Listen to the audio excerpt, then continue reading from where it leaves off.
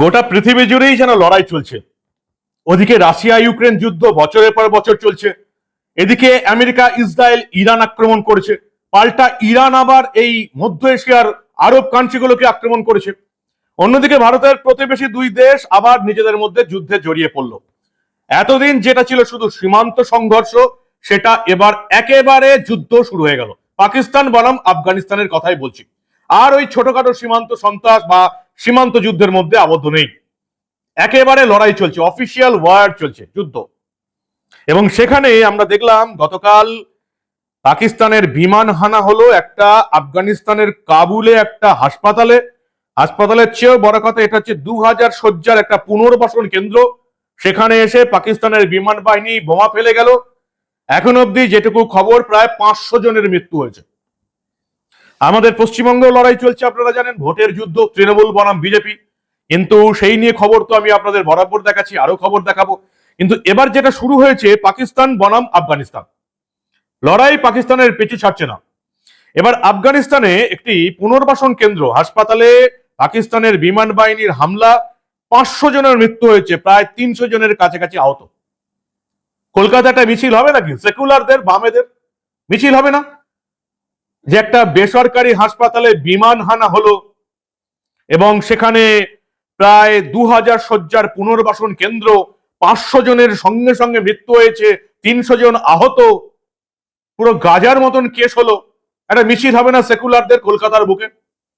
নাকি মিছিল তখনই হবে যদি কোনো মুসলিম মারা যায় কোনো অমুসলিমের হাতে, যদি কোনো মুসলিম দেশের মানুষ মারা যায় কখনো খ্রিস্টানদের হাতে বা হিন্দুদের হাতে বা ইহুদিদের হাতে, তবে বামেরা এবং সেকুলাররা মিছিল বের করবে। আর পাকিস্তানের মুসলিমদের হাতে যদি আফগানিস্তানের আফগানরা মারা যায়, তাহলে বামেদের কোনো চিন্তা নেই, কোনো মাথা ব্যথাও নেই। একটা বেসরকারি হাসপাতালে পাকিস্তান বোমা বিস্ফোরণ করলো, বিমান হানা চালালো, 500 জনের মৃত্যু হয়েছে, প্রায় আর 300 জন আহত। অবিশ্বাস্য ব্যাপার। একটা ড্রাগ পুনর্বাসন কেন্দ্র, একটা 2000 শয্যার হাসপাতাল। এবং আমরা দেখলাম এই কাবুলে তাদের যে মুখপাত্র, তালিবানের মুখপাত্র জাবিবুল্লাহ মুজাহিদ ক্ষোভ প্রকাশ করে বলেছেন, পাকিস্তান হাসপাতাল এবং বেসামরিক স্থানে হামলা চালিয়ে একটা ভয়াবহ পরিস্থিতির সৃষ্টি করছে। কি ভিডিও উঠে এলো, আগে সেগুলো দেখুন, মানুষের বক্তব্য শুনুন আপনারা।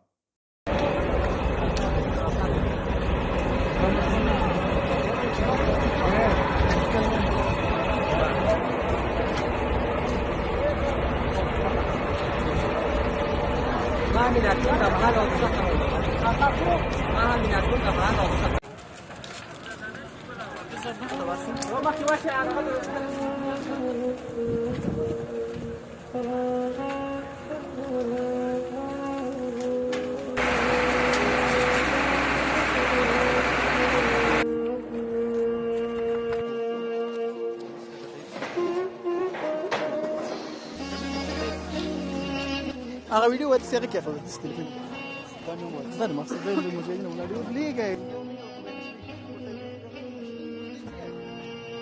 یو ستانداپ کې وستاره لکه دا بشیر اخیستی و ویډیو پروا نه کوي.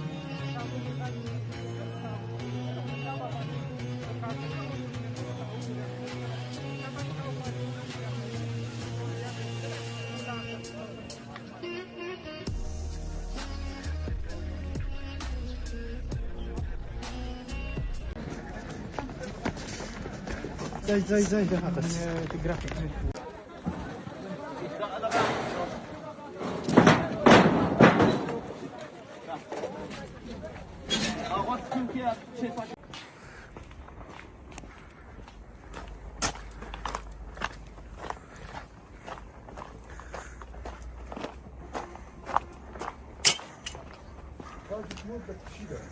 دا دلته څو کسه پراته دي؟ دا ولې متعدین دي غریبان.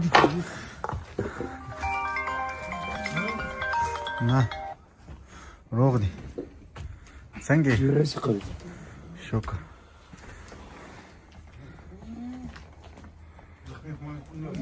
نه دلته متعدین دي، دوی دلته بچ شوي دي، خو ویده دي. څنګه؟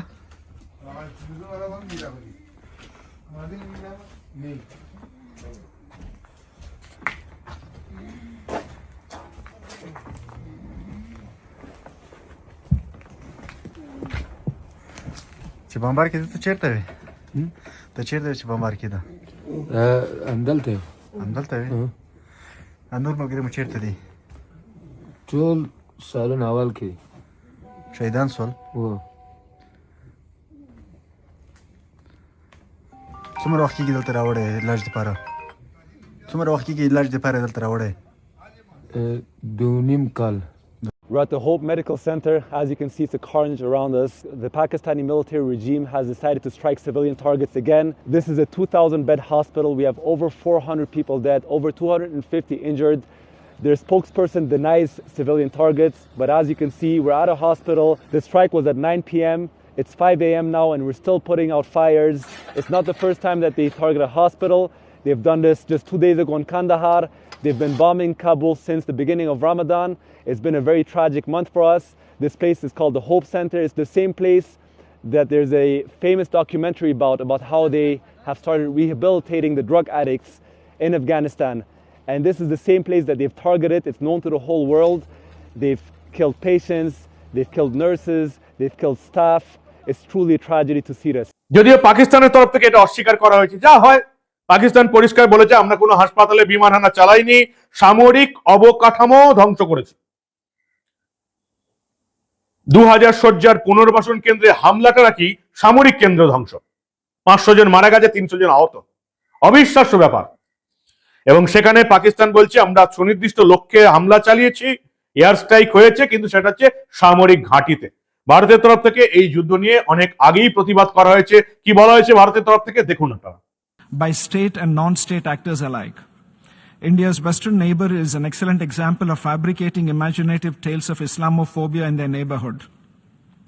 One wonders what would brutal repression of Ahmadiyyas in this country be termed, or the large-scale refoulement of the helpless Afghans or air-bombing campaigns in this holy month of Ramadan.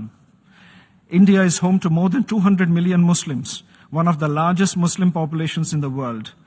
The Organization of Islamic Cooperation, which our western neighbor has systematically attempted to weaponize against India, has repeatedly made false and baseless allegations against my country.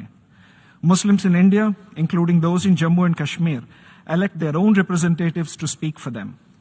The only phobia evident here appears to be directed against a multicultural and peaceful coexistence that all communities in India enjoy, including Muslim communities. Such narratives run counter to India's fundamental ethos and reflect instead the sectarianism and the terrorist mentality that this country has perpetuated since its inception. That is the real issue at hand. As we observe the International Day to Combat Islamophobia, India reaffirms its commitment to a world free from religious hatred and violence in all its forms. We urge the UN to channel its time and limited resources towards building inclusive societies grounded in equality, dignity, and the rule of law for every individual of every faith. পাকিস্তানের প্রতিরক্ষা মন্ত্রী খাজা আসিফ বলছেন এটা হচ্ছে open war, অর্থাৎ প্রকাশ্য যুদ্ধ। এতদিন যেটা ছিল ওই যে সীমান্তে গুলিগোলা চলছিল, চেকপোস্ট ধ্বংস হয়ে যাচ্ছিল, সেটা এখন প্রকাশ্য যুদ্ধ। অর্থাৎ অপারেশন সিঁদুরের পর পাকিস্তান আরো একটা যুদ্ধে নিজেকে জড়ালো। এখন এই যুদ্ধে পাকিস্তানের কি অবস্থা হয় সেটাই এখন দেখার। এটার জন্য আমরা তাকিয়ে থাকবো যে পাকিস্তান কি করে। এবং আমাদের কলকাতায় যেখানে গাজাতে বিমান হানা হলে ইসরায়েলের বিরুদ্ধে প্রতিবাদ আন্দোলন শুরু হয়, যেখানে ভারত পাকিস্তান যুদ্ধের সময় অপারেশন সিঁদুরের সময় ভারত যদি পাকিস্তানের জলের ক্ষেত্রে কোনো বাধা তৈরি করে, সেখানে এখানে বামেরা লড়াই শুরু করে যে পাকিস্তান কেন জল পাচ্ছে না, বাংলাদেশ কেন জল পাচ্ছে না। তারা এবার এই যে আফগানিস্তানে হাসপাতালে অভিযান চালিয়ে হাসপাতালে বিমান হানা 500 জনের মৃত্যু হলো, আমি দেখতে চাই একটা সেকুলারদের মিছিল দেখতে চাই। না হলে যে এরা কত বড় দ্বিচারিতা করে সেটা এবার মানুষের সামনে প্রমাণ হয়ে যাবে। অন্যদিকে ট্রাম্প আবার রেগে গেছেন ভারতের প্রতি। ট্রাম্প আবার এই হরমুজ প্রণালী, যেটা ইরান আটকে রেখে দিয়েছে, কোনো তেলের জাহাজকে পেরোতে দিচ্ছে না ভারত এবং চীন ছাড়া। ভারতের দু থেকে তিনটে জাহাজ পেরিয়ে চলে এসেছে, চীনের জাহাজ পেরোচ্ছে, সেগুলো ট্রাম্প এবার সবাইকে আহ্বান জানাচ্ছে গোটা বিশ্বে যে চলুন এবং সামরিক রণতরী নিয়ে যাই এবং ইরানের বিরুদ্ধে যুদ্ধ ঘোষণা করি। ভারতের তরফ থেকে বিদেশ মন্ত্রকের মুখপাত্র রণদীপ জয়সওয়াল পরিষ্কার বলেছেন হরমুজ প্রণালী পরিস্থিতি নিয়ে বিভিন্ন দেশ আলোচনা করছে ঠিকই, কিন্তু আমেরিকার সঙ্গে এই বিষয়ে ভারতের কোনো সংশ্লিষ্ট কথা হয়নি। বিষয়টি গুরুত্বপূর্ণ হয় দিল্লির আভ্যন্তরীণভাবে পরিস্থিতি পর্যালোচনা করছে, সংশ্লিষ্ট পক্ষগুলির সঙ্গে যোগাযোগ বজায় রাখছে। ভারতের জাহাজ তো চলে আসছে, তাহলে ভারত কেন হরমুজ প্রণালীতে যেচে ইরানের সঙ্গে লড়াই করতে যাবে? আরব কান্ট্রিগুলো থেকে তেল তো হরমুজ প্রণালী থেকে ভারতের আসছে, কোনো তো অসুবিধা নেই। crisis. Let me ask you a pointed question that there is a news item that I was going through that Iran has allowed Indian flagged ships to pass through the Strait of Hormuz. Two ships, especially the LPG, which were carrying the LPG tankers, Shivalik and Nanda. Is it true or not? I had this one, and it's true, and yes, it's true. You have allowed? And, I read it in news, and I heard from some officials that it will be happen, and I hope that it happens. Because there are contradictory reports. There are reports that Iran has actually allowed Yes, these ships, Iran was. but there are also reports that Iran has not. What's your No, is what information? Iran was ready up to yesterday, which I know. Okay. But today, I don't know anything new. But are you planning to then allow a few more tankers? We hope that something happen. Actually, our brothers and sisters in India are very loyal, are very kind, are very honest, and they are very, very good people, and they should not be suffered. শুধু এই রাজ্যে তৃণমূলের মিথ্যা চলছে যে তেল আর গ্যাসে নাকি সংকট শুরু হয়েছে, আদৌ কিচ্ছু নেই। 5 লক্ষ টনের বেশি ডিজেল আমরা বাংলাদেশকে সরবরাহ করেছি, আর মমতা বন্দ্যোপাধ্যায়ের মিথ্যা ছাড়া এই রাজ্যে আর কিছু নেই। এখানে তেলের গ্যাসের কোনো সংকট নেই, গ্যাসের বুকিংও হচ্ছে। যবে থেকে এই যে ভোট ঘোষণার পর নির্বাচন কমিশন নিজের হাতে সবকিছু ক্ষমতা নিয়ে নিয়েছে, গ্যাস কালোবাজারি বন্ধ হয়ে গেছে। এখন মমতা বন্দ্যোপাধ্যায়ের আর তৃণমূলের মিথ্যা ছাড়া তো কিছু নেই। ফলে ভারত কেন এখন যুদ্ধ করতে যাবে? ফলে ট্রাম্প খচে গেছেন সমস্ত দেশের প্রতি এবং বিশেষ করে ভারতের প্রতি, যে ভারত কেন ইরানের সঙ্গে এই হরমুজ প্রণালী নিয়ে যুদ্ধ করতে যাচ্ছে না। অবিশ্বাস্য ব্যাপার। কারণ এই পাগলা ট্রাম্পকে কে বোঝায়? এই হচ্ছে বিশ্বের পরিস্থিতি। আমি ভাবলাম আপনাদেরকে এই পশ্চিমবঙ্গের যে ভোট যুদ্ধ চলছে তার মাঝে গোটা বিশ্বে কি চলছে তার পরিস্থিতি একটু আন্দাজ একটু দিয়ে দিই। পাকিস্তান এবং আফগানিস্তানের লড়াই কিন্তু শুরু হয়ে গেছে। কি বলবেন আপনারা? বামেদের সেকুলারদের একটা মিছিল হবে নাকি কলকাতার বুকে? একটা হাসপাতালে বোমা বিস্ফোরণ, বিমান হানা চালিয়ে দিল পাকিস্তান, 500 জনের মৃত্যু হয়ে গেছে, 300 জন আহত। একটা তো মিছিল হওয়া উচিত, কি বলেন? আপনাদের মূল্যবান এবং গুরুত্বপূর্ণ মতামত জানান দা নিউজ বাংলার কমেন্ট সেকশনে। দেখতে থাকুন দা নিউজ বাংলা। আমরা আবার এই পশ্চিমবঙ্গের ভোট যুদ্ধের পাশাপাশি গোটা বিশ্বে কোথায় কি হচ্ছে এই নিয়ে অনেক ঘটনাই চেপে রাখতে দেব না।